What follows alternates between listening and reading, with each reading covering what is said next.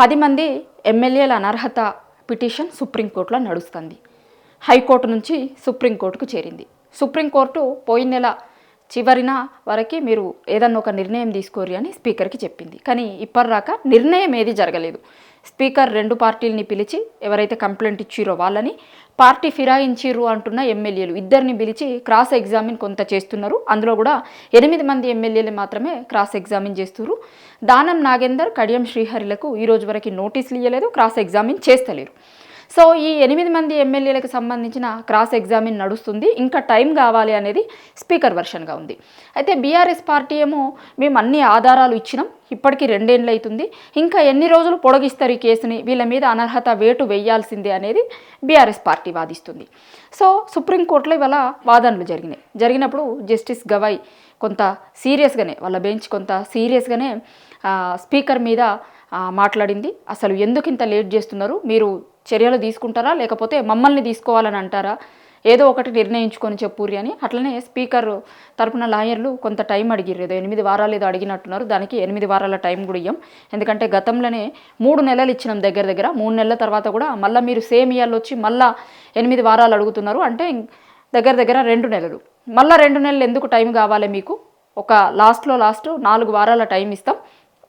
ఆ టైం ఇచ్చుకుంటూనే స్పీకర్కి ఖచ్చితంగా మీరు కోర్టు ధిక్కరణ చేసిర్రు అని అనుకోవాల్సి వస్తుంది, కోర్టు ధిక్కరణ కింద పరిగణిస్తున్నాం మీరు చేసిన దాన్ని మొత్తంని కూడా అని ఆల్రెడీ కోర్టు చెప్పింది. అయితే ఇంకా ఏ విషయాల మీద చర్చ జరిగినాయి, ఏమన్నారు, అసలు ఈ కేసు ఎట్లా ఉండబోతోంది, అనర్హత వేటు పడుతుందా 10 మంది ఎమ్మెల్యేల మీద, ఎట్లా ఉండబోతుంది, వాళ్ళ కోర్టులో వాదనలు జరిగినప్పుడు కూడా వేటి మీద ఫోకస్డ్గా వాదనలు జరిగినాయి. చాలా ఇష్యూస్ని అడ్వకేట్ మోహిత్ రావు గారు, ఈయనే బీఆర్ఎస్ పార్టీ తరఫున సుప్రీంకోర్టులో వాదిస్తున్న లాయర్ మోహిత్ రావు సుప్రీంకోర్టులో బీఆర్ఎస్ తరఫున వాదిస్తున్నారు. సో ఒక్కసారి ఆయన్ని అడుగుదాం మనం, ఏ ఇష్యూస్ మీద ఇవాళ వాదనలు జరిగినాయి, స్పీకర్ తరఫున లాయర్లకి కావచ్చు, ఇటువైపున బీఆర్ఎస్ పార్టీ తరఫున వాదిస్తున్నటువంటి న్యాయవాదులకి కావచ్చు, కోర్టు ఏం చెప్పింది, అసలు వీళ్ళ కేసు ఎట్లా ఉండబోతుంది, ఈ 10 మంది మీద అనర్హత వేటు పడుతుందా పడదా, చాలా ఇష్యూస్ని ఒక్కసారి ఆయనకి ఫోన్ చేసి కనుక్కునే ప్రయత్నం చేద్దాం.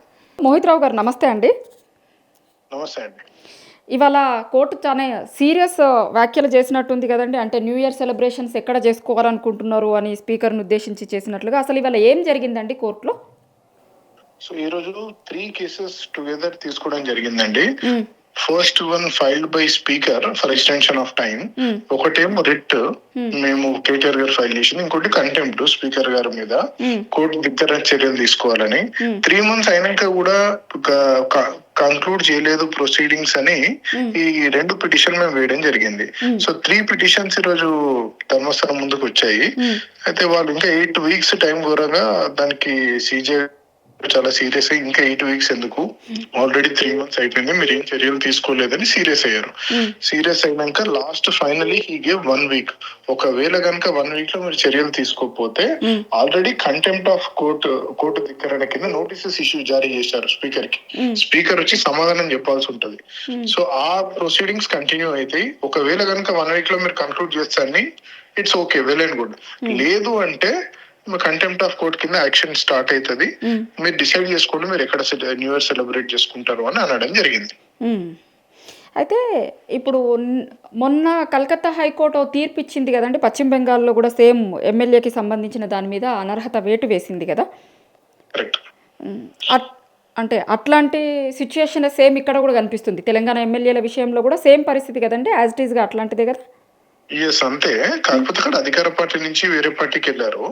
సో అక్కడ కొద్దిగా సీరియస్ అయ్యి తొందరగా డెసిషన్ వచ్చింది. ఇక్కడ కూడా డెసిషన్ తీసుకోవాలి. ఫస్ట్ ఏమైతుందంటే స్పీకర్ డెసిషన్ తీసుకున్నాకనే ఏ కోర్టు అయినా విచారణ చేపట్టగలుగుతుంది.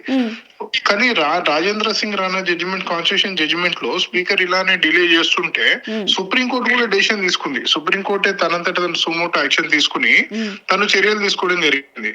అందుకనే స్టార్టింగ్ అన్నారు మీరు తీసుకుంటారా మమ్మల్ని తీసుకోమంటారా అని కూడా అడగడం జరిగింది ఈరోజు స్పీకర్ కౌన్సిల్.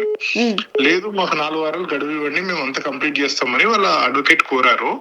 4 వారాలు కాదు, వారం లోపల అన్ని కంప్లీట్ చేయండి, మేము 4 వారాల తర్వాత పెడతాం ఈ కేసు. మీరు ఒకవేళ కనుక కంప్లీట్ చేయకపోతే 1 week లో మేము కోర్టు ధిక్కరణ స్టార్ట్ చేస్తాము స్పీకర్ మీద. కానీ ఏదేమటికి ఆల్రెడీ నోటీసెస్ అయితే ఇష్యూ చేశారు కోర్టు ధిక్కరణ కింద. ఆల్రెడీ స్పీకర్కి ఈరోజు నోటీసెస్ జారీ నోటీస్ ఇష్యూ నోటీస్ జారీ చేశారు. ఇంకొకటి అండి, ఇప్పుడు జస్టిస్ గవాయిది టర్మ్ అయిపోతుంది, సో అన్ని రోజుల వరకు కొంత పొడిగించే ప్రయత్నం జరుగుతుంది అని ఒక వర్షన్ కూడా వినిపిస్తుంది కదా, నెక్స్ట్ వచ్చిన తర్వాత Yes, మళ్ళీ yes, సేమ్. అది జరిగింది అని నేను కూడా మనం మెన్షన్ చేసినప్పుడు కూడా చెప్పడం జరిగింది. మీరు అసలు చైన్ ఆఫ్ ఈవెంట్స్ చూసుకుంటే 25th రోజు వాళ్ళు ఎక్స్టెన్షన్ ఆఫ్ టైం ఫైల్ చేశారు సుప్రీంకోర్టులో.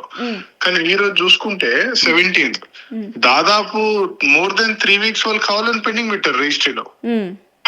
మేము లాస్ట్ వీక్ ఫైల్ చేసాం, ఇప్పుడు వచ్చింది. మాది ఎందుకు అంత తొందరగా వచ్చింది మరి? ఓకే.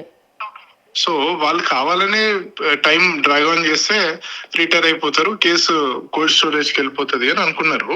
కానీ ఇక్కడ ఎవరైతే సెకండ్ సీనియర్ జడ్జి ఉన్నారో వారి దగ్గరికి పిటిషన్ వెళ్తుంది, రిటర్నబుల్ డేట్ ఇచ్చారు. ఇప్పుడు పర్టికులర్ ఆ డేట్ రోజు లిస్ట్ అవుతాయి మళ్ళీ కేసులని. తప్పించుకోవడానికి లేదండి. ఇప్పుడు ఎవరు తప్పించుకోనికి లేదు అనేది మీరు చెప్తారు? లేదు, దే కాంట్. ఎందుకంటే రిటర్నబుల్ డేట్ ఇచ్చారు, ఆ రోజు కోర్టులో లిస్ట్ అవుతుంది మళ్ళీ. ఓకే. ఓకే అండి, థ్యాంక్ యూ. Thank you. ఇది మోహిత్ రావు గారు చెప్తుంది ఏంటి అంటే, మనం ముందు నుంచి చెప్తుంది అంటే నేననే కాదు, బయట ఒక ప్రచారం ఏముంది అంటే, జస్టిస్ గవాయి టర్మ్ అయిపోతుంది, దగ్గరకు వచ్చింది అయిన టైం కాబట్టి వీళ్ళు 8 వారాలు టైం అడిగిర్రు, 8 వారాల్లోగా గవాయి వెళ్ళిపోతారు. మళ్ళీ కొత్తగా ఎవరైతే వస్తారో వాళ్ళకి మళ్ళీ ఈ కేసు అంతా మళ్ళీ కొత్తగా స్టార్ట్ అవ్వాల్సి వస్తుంది కదా. సో అట్లా కొత్తగా స్టార్ట్ అయ్యి మళ్ళీ ఇంకా ఎన్ని నెలలు సాగదీయాలి, అన్ని నెలలు సాగదీస్తాము అనేది ఒక ప్లాన్గా కనిపించింది. కానీ వాళ్ళ సుప్రీంకోర్టు మాత్రం చాలా స్ట్రిక్ట్గా చెప్పింది, ఎట్టి పరిస్థితుల్లో దీని మీద నిర్ణయం తీసుకోర్రి అని. 8 weeks గడువు అడిగితే కూడా 8 weeks ఎందుకు మీకు, 4 weeksలో మీరు ఏదో ఒకటి చెప్పుర్రి అని. అట్లనే కోర్టు ధిక్కరణ కింద స్పీకర్కి ఆల్రెడీ ఇచ్చిర్రు, గైడ్లైన్స్ కూడా ఇచ్చినారు అనేది లాయర్ మోహిత్ రావు గారు చెప్తున్నారు. ఈయన ఇప్పుడు బీఆర్ఎస్ పార్టీ తరఫున సుప్రీంకోర్టులో వాదిస్తున్నటువంటి లాయర్. ఆయన చెప్తుంది అయితే చాలా క్లారిటీగా ఏమంటున్నారంటే, ఎట్టి పరిస్థితుల్లో ఈ 10 మంది ఎమ్మెల్యేలు అనర్హత వేటును తప్పించుకునే అవకాశం లేదు. ఎటువైపు నుంచి చూసినా సాక్ష్యాధారాలన్నీ కూడా వాళ్ళు కాంగ్రెస్ పార్టీలో చేరినట్లుగా చాలా స్పష్టంగా ఉన్నాయి. కాబట్టి వీళ్ళు కోర్టు కళ్ళని గప్పి ఇంకా తప్పించుకునే అవకాశం అనేది లేదు. ఖచ్చితంగా అనర్హత వేటు పడుతుంది, తెలంగాణలో ఉప ఎన్నికలు రావడం ఖాయం అనేది ఆయన చెప్తున్నారు. చూడాలి మరి కోర్టు జడ్జిమెంట్లు ఎట్లా ఉండబోతున్నాయి, ఏం జరుగుతుంది ఈ 10 మంది ఎమ్మెల్యేల విషయంలో అనేది ముందు తెలుస్తుంది.